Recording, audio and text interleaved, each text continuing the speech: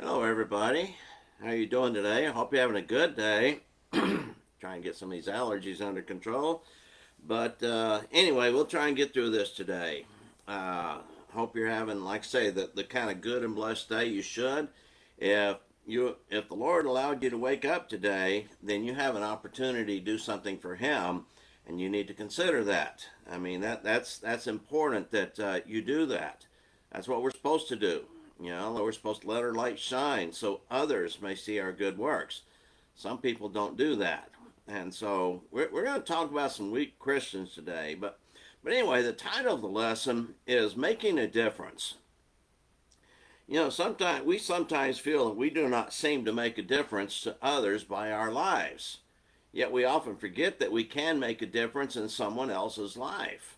I mean, we just forget that sometimes. Yeah, a lot of people are not impacted by our lives, but some people are, and they really appreciate it. Sometimes we don't know that. See, often the problem lies in the fact that we are so small in comparison to this world. And we feel we need to make a difference in this world. And with such a lofty goal, everyone will admit defeat even before they make any effort at all. Why do we feel that way? Well, with nearly 8 billion people on this planet, I mean, that's a lot of people we're supposed to be impacting, right? Well, God really didn't want us to go to all of them. He's got his own Christians all over the world doing that. But your world, our world, is where we dwell and interact with others. See, some people they live in a certain area and they never go anywhere else, so they cannot be an impact upon others and so, in other places. But where they are, I mean, the people we deal with, I mean, our neighbors, our coworkers, our schoolmates, our friends, the people we meet at church, and the people we meet out in public.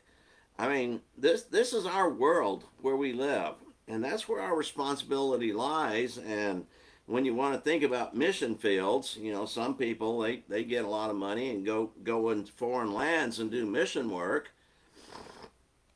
We ought to feel that we have a mission to accomplish every day, wherever we are, with whoever we come in contact with.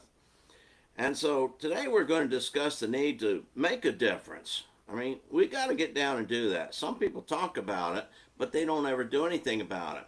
And we should discuss the ability God gives us to make a difference. He gives us everything we need, and so we have the ability. The question is, will we do it?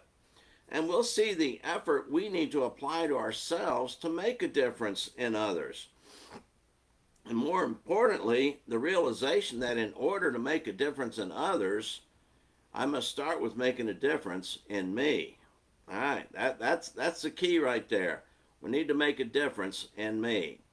Now, the text of our lesson comes from Revelation chapter 3, verses 15 through 17. And John writes, I know your deeds, that you are neither cold nor hot. I would that you were cold or hot. So because you are lukewarm and neither cold or hot, I will spit you out of my mouth. Because you say, I am rich and have become wealthy and have need of nothing, and you do not know that you are wretched and miserable and poor and blind and naked. All right, so this church had a problem, but their biggest problem was the fact that they were lukewarm. They didn't make a difference either in their own lives or in others' lives. So we can relate to this if we look at the idea of cold and hot liquids. I mean, when it's hot and you are working hard outside, you know that cold water or some other beverage cools you down on the inside. And when the weather is cold, nothing warms as well as a cup of hot chocolate, tea, or coffee. And it warms you up inside. And I really think this is that the temperature on our tongue translates to the feeling of warmth or cooling, because I know people who drink hot coffee in the summertime and they'll drink cold liquid in the wintertime. And either way, the liquid is to make a difference in how we feel. Sometimes it's psychological, and sometimes it does warm us up. But still, the idea of being lukewarm. I mean, if you like hot coffee and you let it sit there for a few minutes and come back to it and it's cold or warm, No, you don't like that. You don't get the pleasure out of it that you desire. So you go heat it up, and or you get refill it or something. All right. See, it's supposed to make a difference in our lives, but lukewarmness does not do this. So we're going to discuss the problem of lukewarm Christians and the harm they cause to Christ and his church. And you will probably think that, okay, I know some brethren that fit in this category. And if you're honest with yourself, maybe you'll see yourself in this category. So let's make sure that doesn't happen and it impacts you in the way that it's designed to get you to get busy doing things yourself and encouraging others to do more for the Lord. See, the problem with being lukewarm is that everything appears fine on the outside, and they have the appearance of being good and moral people, and we figure that is good enough for God most of the time. But that is a false perception. See, lukewarm Christians do not make a difference in the people around them that God desires that they do. See, lukewarm Christians have far too little impact on the lives of those whom they come in contact with. I mean, sure, they have some good qualities, and maybe they feel good about themselves because of their good qualities. The truth is that these people are not totally devoted to God, and that is the problem. See, lukewarm Christians claim to love God, but not first in their life, and that becomes obvious because their priorities are in the wrong place. See, they consider that only the extreme Christians actually love God with their whole heart. I mean, that's really not for them, and in their own minds, they don't feel that way. And so logically, they know that God should come first, but they do not consistently place him there. You know, Jesus said, seek first his kingdom and his righteousness. I mean, and so that's what it's supposed to be. And when it comes to the second greatest command, the first greatest command is to love God with all your heart, mind, soul, and strength. I mean, with everything you've got, your whole heart, as the Old Testament writers said it. Seek the Lord with your whole heart, and you will be found by him. See, they're not going to do this. I mean, maybe on Sunday morning when they're in church, they'll be seeking the Lord with their whole heart, but the rest of the week, they don't do it. And so, we should also consider the apostles' description in Titus 1:16, where it claimed they profess to know God, but their deeds deny him. So, yeah, we have to deal with those. We sometimes call them hypocrites. See, lukewarm Christians are not that religious. I mean, sure, they know that serving God is important and all that, but they do not believe that making a spectacle of themselves to show how religious they are matters. I mean, I don't want to do this. Why? Because it might cause people to pay attention to me. Maybe they'll make fun of me. Maybe they'll call me names or something like that. And so I just don't want to really let people know that I'm religious. I mean, folks, we're supposed to be followers of Christ, and we're supposed to let the world know. The idea of confessing Christ is not just one-time deal you say before you're baptized. Confessing Christ is every day. We make an acknowledgement that Jesus Christ is our Lord and King, and we serve him. And so, I mean, they just don't want that. See, they just want just enough religion to settle their conscience and stay out of trouble as far as how they perceive it. You know, 2 Timothy 3:5 describes holding to a form of godliness, but have denied its power. See, lukewarm Christians only pretend to love others.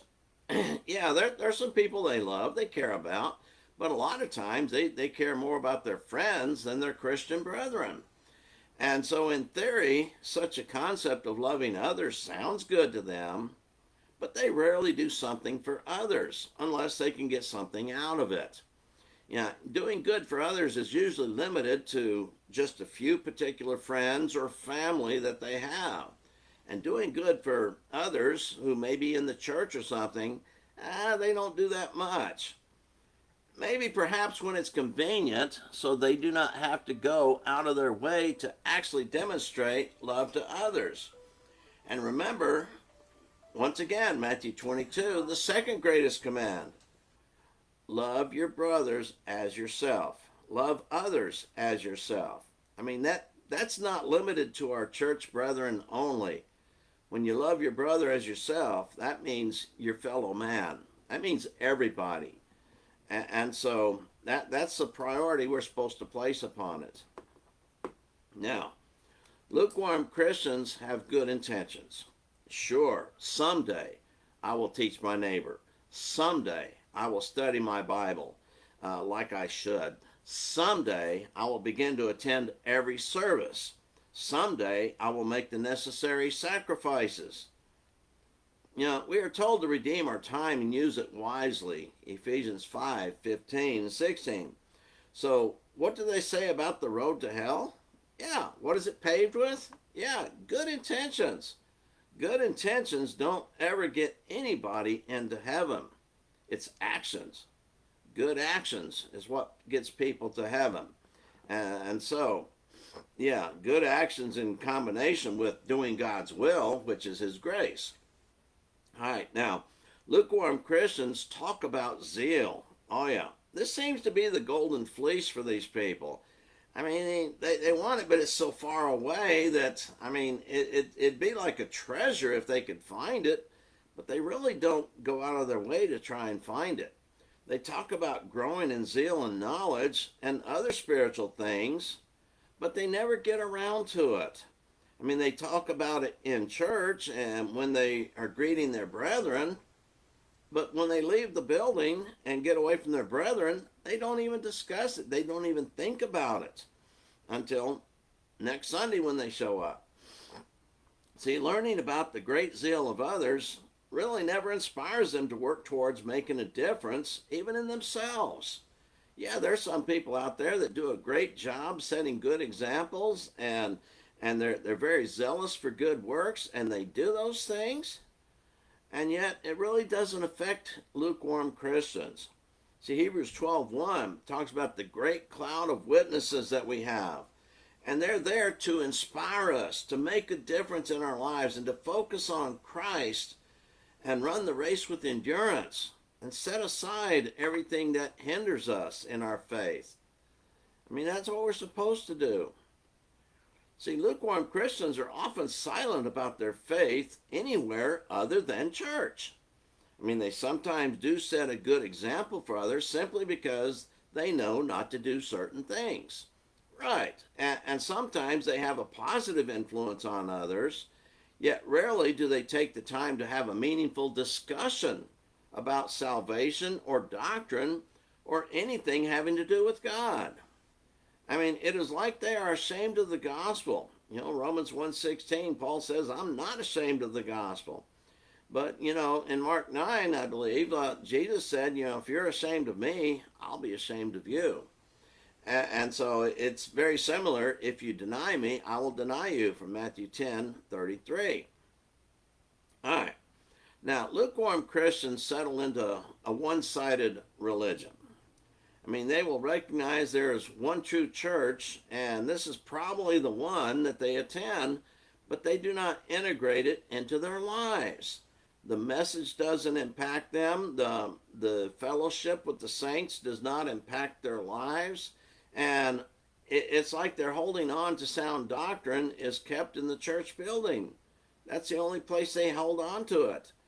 But they don't carry the sound doctrine wherever they go.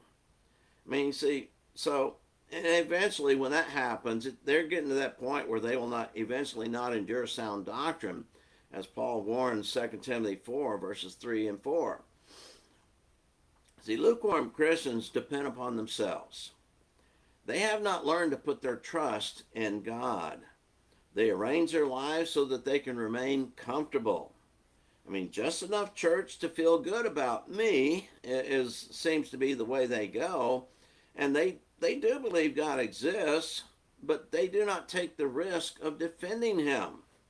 You know, we're supposed to defend God. We're supposed to defend the faith whenever is necessary.